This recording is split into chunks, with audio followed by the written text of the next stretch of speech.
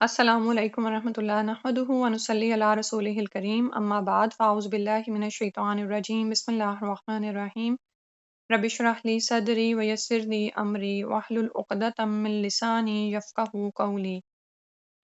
اچھا، اور آپ کو یاد ہوگا کہ ہم رسول صلی اللہ علیہ وسلم کی جو کوشش ہے، اور جو بھی یعنی آپ صلی اللہ علیہ وسلم تبلیغ اسلام کے لیے کر رہے تھے وہ ہم پڑھ رہے تھے، اور اس میں آپ موسم حج میں عکاظ، مجنہ اور ذوالمجاز کے بازاروں میں بھی جاتے، لوگوں کے اندر تبلیغ رسالت کے لیے تشریف لے جاتے، تو جنت کی بشارت ہی نہیں بلکہ دو ٹوک لفظوں میں اس کا بھی اعلان فرماتے تھے کہ یا ایھا الناس قولوا لا الہ الا اللہ تفلحوا وتملکوا بها العرب وتدینوا لکم بها العجم فاذا متم کنتم ملوکا فی الجنہ۔ اور یہی آج ہم نے اپنے سبق میں بھی پڑھا ہے نا کہ یہی وہ کلمہ تھا جس کی طرف رسول صلی اللہ علیہ وسلم نے دعوت دی، تو مشرکین مکہ ماننے نہیں تھے، ٹھیک ہے، حالانکہ اس سے پہلے کہہ رہے تھے کہ آپ جو کلمہ کہیں گے ہم وہ پڑھنے کو تیار ہیں۔ تو ترجمہ کیا ہے اس کا کہ لوگوں لا الہ الا اللہ کہو، یعنی کوئی معبود نہیں اللہ کے سوا، تو کامیاب رہو گے، اور اس کی بدولت عرب کے بادشاہ بن جاؤ گے، اور اس کی وجہ سے عجم بھی تمہارے زیر نگین آ جائے گا، پھر جب تم مفاد پاؤ گے تو جنت کے اندر بادشاہ رہو گے۔ یہ واقعہ بھی پچھلے صفحات میں گزر چکا ہے کہ جب عتبہ بن ربیعہ نے آپ صلی اللہ علیہ وسلم کو متاع دنیا کی پیشکش کر کے سودے بازی کرنی چاہی، اور آپ صلی اللہ علیہ وسلم نے جواب میں حامیم تنزیل السجدہ کی آیات پڑھ کر سنائیں، تو عتبہ کو یہ توقع بن گئی کہ انجام کار آپ صلی اللہ علیہ وسلم غالب رہیں گے۔ اسی طرح ابو طالب کے پاس آنے والے قریش کے آخری وفد سے آپ صلی اللہ علیہ وسلم کی جو گفتگو ہوئی تھی وہ بھی پیچھے گزر چکی ہے، ٹھیک ہے، اور اس موقع پر بھی آپ صلی اللہ علیہ وسلم نے پوری صراحت کے ساتھ فرمایا تھا کہ آپ صلی اللہ علیہ وسلم ان سے صرف ایک بات چاہتے ہیں جسے وہ مان لیں تو عرب ان کا تابع فرما بن جائے، اور عجم پر ان کی بادشاہت قائم ہو جائے۔ یعنی آپ یہ دیکھیں کہ آج جو قرآن میں آپ نے سبق پڑھا وہ یہاں سے کتنا زیادہ وہ میچ ہو رہا ہے کہ وہی والا واقعہ جو ہم نے پڑھا ہے ابھی سورہ الانعام کی آیت میں، یہ اسی کا ذکر ہو رہا ہے۔ حضرت خباب بن ارد کا ارشاد ہے کہ ایک بار میں خدمت نبوی صلی اللہ علیہ وسلم میں حاضر ہوا، آپ صلی اللہ علیہ وسلم کعبہ کے سائے میں ایک چادر کو تکیہ بنائے تشریف فرما تھے۔ اس وقت ہم مشرکین کے ہاتھوں سختی سے دوچار تھے۔ میں نے کہا کیوں نہ آپ صلی اللہ علیہ وسلم اللہ سے دعا فرمائیں۔ یہ سن کر آپ صلی اللہ علیہ وسلم اٹھ بیٹھے۔ آپ صلی اللہ علیہ وسلم کا چہرہ سرخ ہو گیا، اور آپ صلی اللہ علیہ وسلم نے فرمایا جو لوگ تم سے پہلے تھے ان کی ہڈیوں تک گوشت اور اعصاب میں لوہے کی کنگھیاں کر دی جاتی تھیں، لیکن یہ سختی بھی انہیں دین سے باز نہ رکھتی تھی۔ پھر آپ صلی اللہ علیہ وسلم نے فرمایا اللہ اس امر کو یعنی دین کو مکمل کر کے رہے گا یہاں تک کہ سوار صنعا سے حضر موت تک جائے گا، اور اسے اللہ کے سوا کسی کا خوف نہ ہوگا، البتہ بکری پر بھیڑیے کا خوف ہوگا۔ ایک روایت میں اتنا اور بھی ہے کہ لیکن تم لوگ جلدی کر رہے ہو، ٹھیک ہے۔ اب یہاں پر پیچھے یہ جو چند پیج ہم نے بیچ میں پڑھنا شروع کیے ہیں رحیق المختوم سے، اس کا پس منظر یاد کر لیں کہ دراصل یہ صحابہ کس طرح کے حالات سے گزرے ہیں اور ان کی کیسی تربیت ہو رہی ہے، ٹھیک ہے۔ تو یعنی ہم نے پیچھے پڑھا نا کہ کس طرح سے وہ لوگ دین پر جم گئے تھے اور پھر اس سے ہٹتے نہیں تھے، تو یہاں پر وہی چیز بتائی جا رہی ہے کہ کیسا ایمان تھا جو ان کے اندر آ گیا تھا، اور جب وہ ان کے منہ سے کوئی ایسی بات نکلی بھی تو رسول صلی اللہ علیہ وسلم نے فرمایا کہ تم پچھلی امتوں کو بھول گئے کہ کیسے ان کے حالات گزرے ہیں۔ جیسے اگلے ہی دن کیا ہوا کہ مجھ تک کسی کی یعنی بیک ہوم کی خبر پہنچی کہ وہاں پر مہنگائی ہے یا یہ بہت زیادہ ہے، تو ساتھ ہی ایک خاتون مجھے کہنے لگی کہ دیکھو ہم لوگ یہ بھول جاتے ہیں کہ یہ مہنگائی یا ایسی چیزیں یا غربت سے یا تنگی سے تو ہم سے پہلے بھی لوگوں کو آزمایا گیا ہے، ٹھیک ہے، انبیاء کرام پر کیسی آزمائشیں آتی تھیں، لیکن جوں جوں دنیا ترقی کرتی جا رہی ہے اور جتنی زیادہ آسائشیں ہمیں حاصل ہوتی جا رہی ہیں نا، اتنا ہی زیادہ انسانوں کا صبر کا پیمانہ کم ہوتا جا رہا ہے، اور شکر جو ہے ہمارے اندر کم ہوتا چلا جا رہا ہے۔ یعنی ان خاتون کا کہنا یہ تھا کہ ایک زمانہ تھا کہ چینی ہمارے ملکوں میں مہنگی ہوئی تو لوگوں نے کہا اچھا کوئی بات نہیں ہے ہم نمک کی چائے پی لیتے ہیں، ٹھیک ہے۔ اسی طرح وہ کہنے لگیں کہ کیا ملک سائیکلوں پر سوار ہو گیا ہے، گاڑیاں بند ہو گئی ہیں، یعنی پیٹرول کے جو مہنگائی کا رونا رویا جاتا ہے۔ اور پھر یہ دیکھیں یہ ایک جو ہے نا پورا ایک سینیریو ہوتا ہے کہ کوئی ایک بات کرتا ہے اور اس کے بعد اس بات سے ہم جوڑتے ہیں باتوں کو اور باتوں پہ باتیں چل پڑتی ہیں، ٹھیک ہے۔ یہ ایک منفی سوچ ہوتی ہے جو آگے سے آگے جاتی ہے،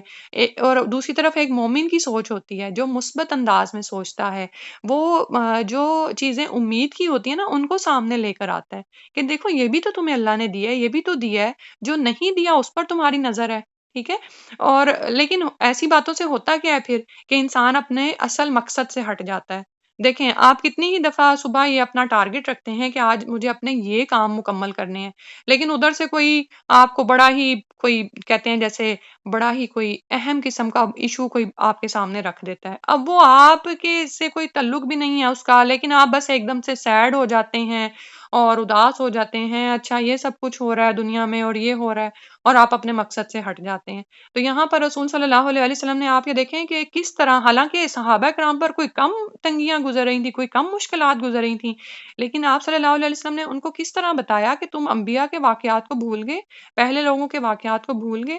اور پھر ساتھ ہی بشارت بھی دی ہے کہ ایک وقت آئے گا کہ اللہ کے سوا کسی کا خوف نہ ہوگا اور اللہ کا دین ہی غالب ہوگا۔ تو انسان ہمارے لیے بھی اس میں کیا سبق ہے کہ ہم اس بات کو یاد رکھیں کہ حق غالب ہو کر رہے گا۔ پھر آ رہا ہے کہ یہ یاد رہے کہ یہ بشارتیں کچھ ڈھکی چھپی نہ تھیں بلکہ معروف اور مشہور تھیں، اور مسلمانوں ہی کی طرح کفار بھی ان سے واقف تھے۔ چنانچہ جب اسود بن مطلب اور اس کے رفقا صحابہ کرام رضی اللہ عنہ کو دیکھتے تو طعنہ زنی کرتے ہوئے آپس میں کہتے کہ لیجئے آپ کے پاس روئے زمین کے بادشاہ آ گئے ہیں۔ یعنی یہ جو باتیں رسول صلی اللہ علیہ وسلم ان کو بشارتوں کی صورت میں بتاتے تھے، اس کا بھی مشرکین مکہ نے مذاق بنا رکھا تھا۔ یہ جلد ہی شاہان کیسر و کسرا کو مغلوب کر لیں گے، اس کے بعد وہ سیٹیاں اور تالیاں بجاتے ہیں، یعنی یہ مذاق اڑاتے ہیں کہ دیکھو کہاں یہ لوگ عرب کے بدو اور کہاں کیسر اور کسرا کے یہ خواب دیکھ رہے ہیں۔ بہرحال صحابہ کرام کے خلاف اس وقت ظلم و ستم اور مصائب و آلام کا جو ہمہ گیر طوفان برپا تھا، اس کی حیثیت حصول جنت کی ان یقینی امیدوں اور تابناک اور پروقار مستقبل کی ان بشارتوں کے مقابل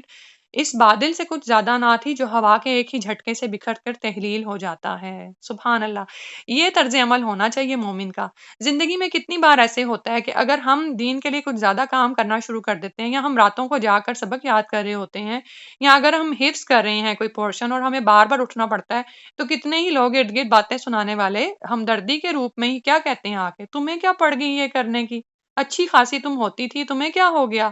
تو لیکن جو ایمان والا بندہ ہوتا ہے نا، اور اس کو بشارتیں سامنے نظر آ رہی ہوتی ہیں کہ علم حاصل کرنے سے مجھے کیا ملنے والا ہے، میری زندگی میں کیسا سکون ہے۔ یعنی آپ یہ دیکھیں کہ علم کی راہ پر چل کر تو بندہ جنت کی راہ پہ چل رہا ہوتا ہے نا، تو ایسے مومن کے دل میں وہ اطمینان اور سکون ہوتا ہے نا کہ اگر ان بادشاہوں کو پتہ چل جائے تو وہ اس کو حاصل کرنے کے لیے جنگ کریں،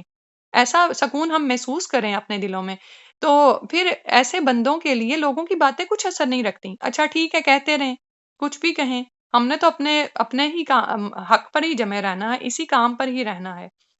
علاوہ ازیں رسول اللہ صلی اللہ علیہ وسلم اہل ایمان کو ایمانی مرغوبات کے ذریعے مسلسل روحانی غذا فراہم کر رہے تھے، تعلیم کتاب و حکمت کے ذریعے ان کے نفوس کا تزکیہ فرما رہے تھے، نہایت دقیق اور گہری تربیت دے رہے تھے، اور روح کی بلندی، قلب کی صفائی، اخلاق کی پاکیزگی، مادیات کے غلبے سے آزادی۔ اب یہ ایک ایک چیز نوٹ کرتے جائیں، مادیات کا مطلب ہے یعنی میٹر، یہ جو ہم ہر وقت چیزوں کی ہمیں ہوس اور طلب رہتی ہے نا، یہ اس کی طرف اشارہ ہے۔ شہوات کی مقاومت اور رب السماوات والارض کی کشش کے مقامات کی جانب ان کے نفوس قدسیہ کی حدی خوانی فرما رہے تھے۔ آپ صلی اللہ علیہ وسلم ان کے دلوں کی بجھتی ہوئی چنگاری کو بھڑکتے ہوئے شعلوں میں تبدیل کر دیتے تھے۔ سبحان اللہ! اس سے ہمیں کیا عمل کی بات سامنے آتی ہے کہ اگر کبھی دل ڈاؤن ہونے لگے تو ان محفلوں سے جڑ جائیں جو ایمان والی ہیں، اور انہیں تاریکیوں سے نکال کر نور ہدایت میں پہنچا رہے تھے، نور زار ہدایت میں پہنچا رہے تھے، انہی اذیتوں پر صبر کی تلقین فرماتے تھے اور شریفانہ درگزر اور ضبط نفس کی ہدایت دیتے تھے۔ یہاں پر ایک اور بات سامنے آ گئی، لوگ باتیں کرتے ہیں تو کریں، آپ نے کیا کرنا ہے؟ شریفانہ طریقے سے درگزر کرنا ہے اور نفس پر کنٹرول کرنا ہے، سیلف کنٹرول۔ اگر آپ آج ہی سرچ کریں نا تو آپ دیکھیں گے کہ بہت سارے سکسیسفل پیپل کے پیچھے سیلف کنٹرول ایک بڑا کردار ادا کرتا ہے۔ اس کا نتیجہ یہ تھا کہ ان کی دینی پختگی فزوں تر ہوتی چلی گئی اور وہ شہوات سے کنارہ کشی، رضائے الہی کی راہ میں جان سپاری، جنت کے شوق، علم کی حرص، دین کی سمجھ، نفس کے محاسبے، جذبات کو دبانے، رجحانات کو موڑنے، ہیجانات کی لہروں پر قابو پانے، اور صبر و سکون اور عزت و وقار کی پابندی کرنے میں انسانیت کا نادرہ روزگار نمونہ بن گئے۔ سبحان اللہ! اگر زندگی میں آپ کو بھی ایسی، اب ایک ایک کر کے ان تھوڑی سی چیزوں کو دیکھ لیتے ہیں کہ شہوات سے کنارہ کشی ہو گئی تھی، کیسے کہ وہ صحابی کو پتا چلا اچھا یہ اس غزوہ میں اگر میں شہید ہو جاؤں تو میرے لیے جنت ہے، تو ہاتھ میں جو چند کھجوریں پکڑی تھی وہ بھی ایک سائڈ پہ پھینک دیں کہ ان کو کھانے میں پھر کیا ٹائم ضائع کرنا، میں جاؤں اور لڑکے شہید ہو جاؤں۔ اسی طرح اللہ کی رضا کا حصول، یہ ان کا اصل موٹیو تھا کہ اللہ کو کسی طرح سے بھی راضی کیا جائے۔ جنت کا شوق تھا کہ یہاں کی نعمتیں تو فانی ہیں، وہاں کی نعمتوں کے لیے کیوں نہ محنت اور کوشش کی جائے۔ علم کی ہرس لگ گئی تھی ان کو۔ آپ یہ دیکھیں کہ علم کا ایک جو قطرہ ہے یا ایک لائن بھی جو ہے وہ ہمیں کیسے دل کو سکون دیتی ہے۔ بعض اوقات کسی کی کہیں بھی بات ایسے مائنڈ بلوئنگ ہوتی ہے نا، دل پہ ایسے اثر کرتی ہے نا، تو سوچیں ذرا، علم کا لالچ نہیں انسان کو پڑ جانا چاہیے کہ اور سے اور علم حاصل کرتا چلا جائے کہ اس کے دل کو سکون آتا چلا جائے، وہ شکوک و شبہات سے نکلتا چلا جائے۔ دین کی سمجھ، نفس کے محاسبے، اپنا محاسبہ انسان خود ہی کرتا رہے، میں کس لیول پر ہوں، میں کیا کر رہی ہوں۔ جذبات کو دبانے، جذبات ابھرتے ہیں کیونکہ یہ تو جیسے ہم نے قرآن میں پڑھ چکے نا کہ محبتیں شہوات کی تو رکھ دی گئی ہیں، لیکن کون سی اللہ کی ناراضی کا باعث ہے، ان سے بچنا ہے، وہاں پر انسان نے اپنے جذبات کو کنٹرول کرنا ہے۔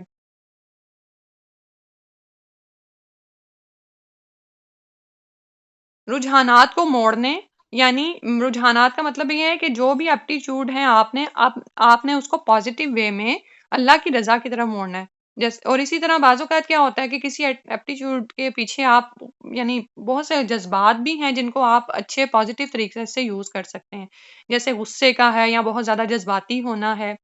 ہیجانات کی لہروں پر قابو پانے، ٹھیک ہے، یہ وہ ساری چیزیں بتائی جا رہی، صبر اور سکون، عزت اور وقار کی پابندی کرنا۔ اللہ سبحانہ تعالیٰ ہمیں بھی ان صفات سے مزین فرما دے۔ اس کے بعد اگلا جو صفحہ ہے تجلیات نبوت کا 130 پہ پڑھتے ہیں۔ رسول اللہ صلی اللہ علیہ وسلم طائف میں، ان حالات میں نبی صلی اللہ علیہ وسلم نے طائف کا قصد فرمایا کہ ممکن ہے وہاں کے لوگ آپ کی دعوت قبول کر لیں یا آپ کو پناہ دیں اور آپ کی مدد کریں۔ چنانچہ آپ صلی اللہ علیہ وسلم طائف کے لیے پیدل چل کھڑے ہوئے۔ آپ کے ساتھ آپ کے آزاد کردہ غلام حضرت زید بن حارثہ رضی اللہ عنہ تھے۔ راستے میں جب کسی قبیلے سے گزر ہوتا تو آپ اسے اسلام کی دعوت دیتے۔ یوں طائف پہنچے اور قبیلہ ثقیف کے 3 سرداروں کو جو آپس میں بھائی تھے قصد فرمایا، یعنی ان کا ارادہ فرمایا، انہیں اسلام کی دعوت دی اور تبلیغ اسلام پر اپنی مدد چاہی، مگر انہوں نے اسے منظور نہ کیا بلکہ بہت برا جواب دیا۔ آپ صلی اللہ علیہ وسلم نے انہیں چھوڑ کر دوسروں کا ارادہ کیا اور انہیں بھی اسلام لانے اور اپنی مدد کرنے کی دعوت دی۔ اس مقصد کے لیے ایک ایک سردار کے پاس تشریف لے گئے اور ہر ایک سے گفتگو کی اور اس کام میں 10 دن گزار دیے، لیکن کسی نے آپ کی بات نہ مانی بلکہ یہ کہا کہ ہمارے شہر سے نکل جاؤ، اور اپنے بچوں، اوباشوں اور غلاموں کو شہ دے دی۔ چنانچہ جب آپ صلی اللہ علیہ وسلم نے واپسی کا قصد فرمایا تو انہوں نے آپ کے دونوں جانب لائن لگا کر گالیاں دینی اور بد زبانیاں کرنی شروع کر دیں۔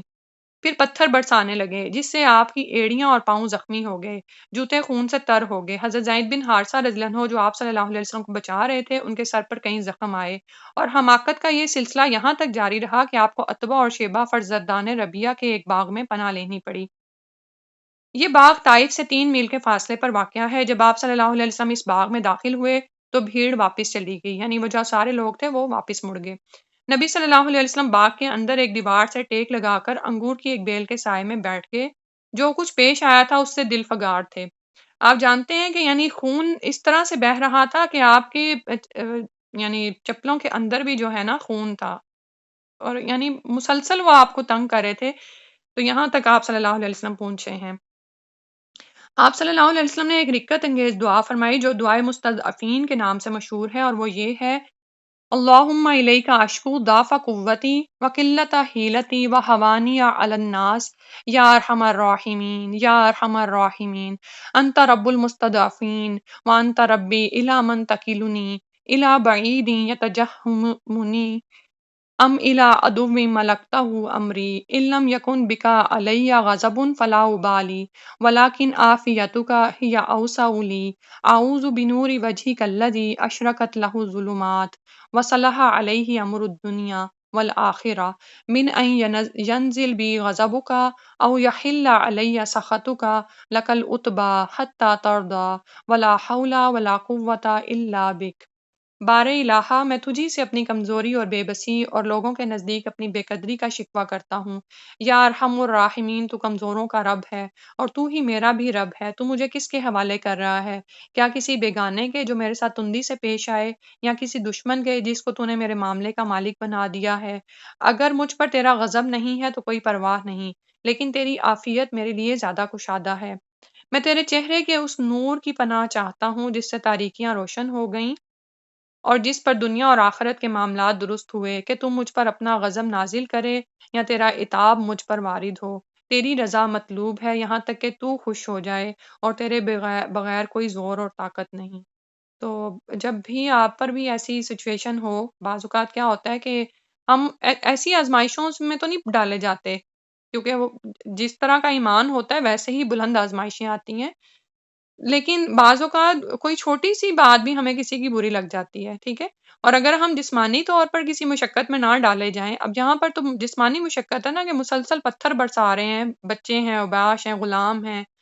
اور گالیاں دے رہے ہیں، بد زبانیاں کر رہے ہیں، یعنی ہر طرح سے تکلیف پہنچا رہے ہیں، لیکن ہم پر کیسی آزمائش آتی ہے؟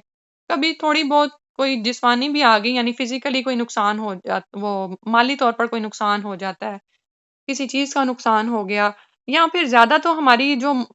پریشانیاں ہیں نا، وہ ہماری اپنی ہی پیدا کردہ ہوتی ہیں۔ جیسے ابھی میں نے آپ کو بتایا نا، ہماری سوچ منفی بڑی ہوتی جا رہی ہے، ہم مثبت انداز میں سوچنے کے عادی نہیں رہے،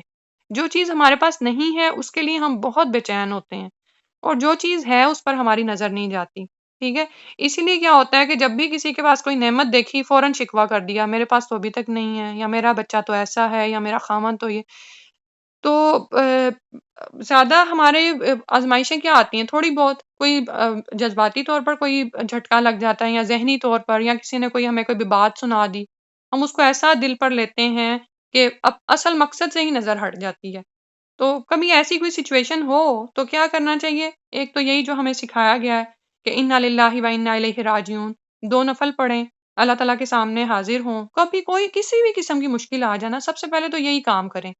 لوگوں کو فون نہ ملائیں کہ اچھا میری گاڑی کا ٹائر پنکچر ہو گیا، یہ ہو گیا، وہ ہو گیا۔ اگر تو ظاہر ہے اگر آپ باہر کسی جگہ پہ ہیں تو پھر تو ٹھیک ہے، لیکن فوراً 2 نفل پڑھیں۔ مجھے ایک خاتون کا قصہ یاد ہے کہ وہ کہتی ہیں کہ میں پھنس گئی ایئرپورٹ پہ۔ اب وہ ایئرپورٹ پہ پھنسی ہوئی ہیں، حالت یہ ہے کہ مصیبت آ گئی ہے، یعنی پاسپورٹ نہیں ہے یا کچھ ایسا مسئلہ ہوا، اور بچے بھی جون سا ساتھ میں رونا شروع ہو گیا کہ اچھا ہم اب جا نہیں سکیں گے۔ اب وہ شاید وضو سے تھیں، یا وضو انہوں نے وہیں پر کیا ہے، اور 2 نفل انہوں نے وہیں پہ کھڑے کھڑے نیت کر لی ہے، اور 2 نفل پڑھے ہیں، اور اس کے بعد وہ پرسکون تھی کہ جو ہوگا بس ہو جائے گا۔ تو اسی طرح جب بھی کوئی مسئلہ آئے تو یہ دعا بھی آزمائی ہوئی ہے، بہت سے لوگوں نے اس کو آزمایا ہے، اور اس کو یعنی اپنے لیے اطمینان کا ذریعہ پایا ہے۔ آگے دیکھیں نا کہ طائف کا سفر وہ سفر ہے کہ جو رسول صلی اللہ علیہ وسلم، جب عائشہ رضی اللہ عنہا نے ان سے پوچھا نا کہ آپ کو اپنی زندگی میں سب سے مشکل دن کون سا لگتا ہے، تو آپ نے اسی کا ذکر فرمایا تھا، طائف کے سفر کا نا، یہ دن آپ کو۔ تو اس وقت آپ صلی اللہ علیہ وسلم نے یہ دعا پڑھی تھی۔ تو ہم بھی اگر نہیں بھی یعنی یاد ہمیں، تو ہم کتاب کھول لیں، یا یہ اس کو کھولیں اور پڑھیں انشاءاللہ۔ اور دعائے مستضعفین کے نام سے یہ دعا مشہور ہے، کمزوروں کی دعا۔ کمزور ہی ہو جاتے ہیں نا بعض اوقات ہم، کوئی ہمیں کوئی بات کہہ گیا، اب ہم اسے پلٹ کے جواب تو نہیں دے سکتے، ہم نے صبر کرنا ہے، درگزر کرنا ہے، تو پھر یہ دعا تو ہم پڑھ سکتے ہیں نا۔ سبحانک اللہم و بحمدک، نشہد ان لا الہ الا انت، نستغفرک و نتوب الیک۔ السلام علیکم و رحمۃ اللہ۔